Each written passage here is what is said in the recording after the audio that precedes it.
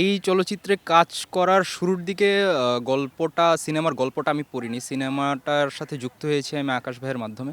তো প্রথমত প্ল্যান ছিল এটা যে আমি ক্যামেরার পেছনে থাকবো, বিহাইন্ড দ্য ক্যামেরা থাকবো, আকাশ ভাইকে হেল্প করব।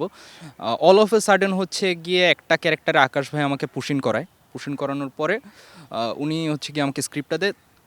তখন সন্ধেবেলা একদিন নভেম্বর মাস সম্ভবত। তো ওই দিন আমি প্রথম গল্পটা পড়ি and it was just blew my mind. আমার অসাধারণ লেগেছে, কারণ আমরা তো চারিপাশে আমাদের এই অবস্থাটা দেখে আসছি, কিন্তু এটাকে যে এক্সপ্রেস করার মেথোডোলজি অথবা যে ভঙ্গিটা, এটা আসলে এটার সম্পর্কে আমি খুব একটা ওয়াকিবহাল ছিলাম না যে একটা গল্প এভাবে বলা যেতে পারে, আমাদেরই জীবনের গল্প, ছাত্রদের জীবনের গল্প। যখন চলচ্চিত্রটায় আমি কাজ করা শুরু করি, তখন আমার মনে হয়েছে যে আহ, এরা তো আমার চারপাশেরই লোক।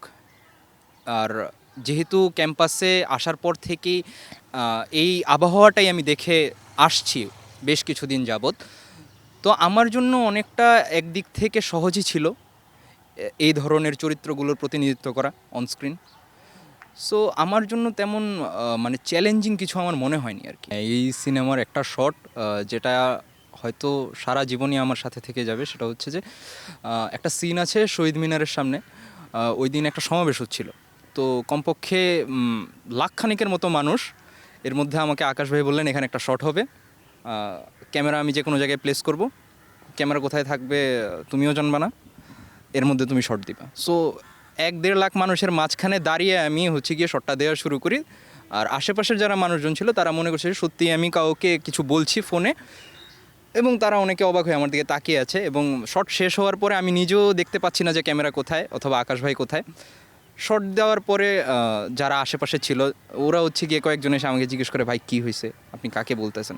তো আমি কোনো রকমভাবে এড়িয়ে চলে যাই। তো এটা সবসময় আমার সাথে থাকবে, এরকম অদ্ভুত একটা জিনিস। আমি এর আগে কখনো অভিনয়ও করিনি, সিনেমা তো দূরে থাক। এই প্রথম সিনেমায় এই ধরনের অদ্ভুত একটা মানে it's quite melancholic for me.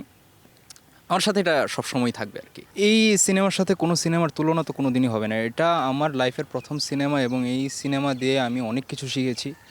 আমার অনেক রিজার্ভেশনস ছিল ফিল্ম নিয়ে। আমি ভাবতাম যে ফিল্ম এভাবেই হবে অথবা ওভাবেই হবে। আমার সব ধারণা তো বলতে গেলে চুরমারি হয়ে গেছে।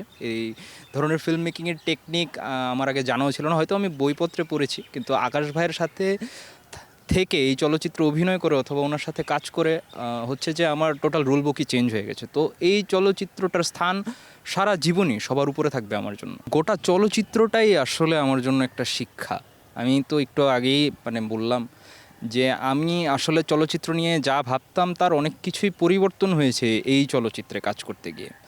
তো আমি ব্যক্তিগতভাবে মনে করি যে আমাদের এই চলচ্চিত্রটা হয়তো অনেক নব্য চলচ্চিত্র নির্মাতা যারা চলচ্চিত্রের ফিল্ডে আসতে চায় তাদের জন্য একটা অনুপ্রেরণা হিসেবে কাজ করবে, যে চলচ্চিত্র এভাবেও নির্মাণ করা যায়, স্বল্প বাজেটেও নির্মাণ করা যায়, আমাদের মতো ইমেচার আর্টিস্টদের নিয়েও নির্মাণ করা যায় এবং সবার থেকে একটা ভালো আউটপুট বের করে আনা যায়।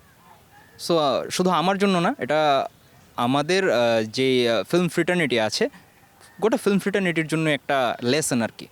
আমরা চেয়েছি একটা স্টেটমেন্ট দিতে, যেই প্রবলেমসগুলোর মধ্য দিয়ে আমরা শিক্ষার্থীরা এই বিশ্ববিদ্যালয় জীবনগুলো পার করি, বাংলাদেশের শিক্ষার্থীরা, সেই সমস্যাগুলোর উপর যেন সবাই একটু নজর দেয়, সরকার নজর দেয়, মানুষ যেন জানতে পারে। সো আমার কাছে এই চলচ্চিত্রটি দেখার পর অনুভূতি পাওয়ার চেয়ে এই চলচ্চিত্রটা যে বার্তাটি দিতে চেয়েছে এবং মানুষ যেন সেই বিষয়টির উপর আমল করে, সরকার যেন সেই বিষয়টির উপর আমল করে, এবং বিশ্বের মানুষকেও আমরা এই চলচ্চিত্রটি দিয়ে দেখাতে চেয়েছি যে ছাত্র জীবন সবার যাতে স্মুথ হয় আর কি। সো আমাদের প্রত্যাশা সেটাই।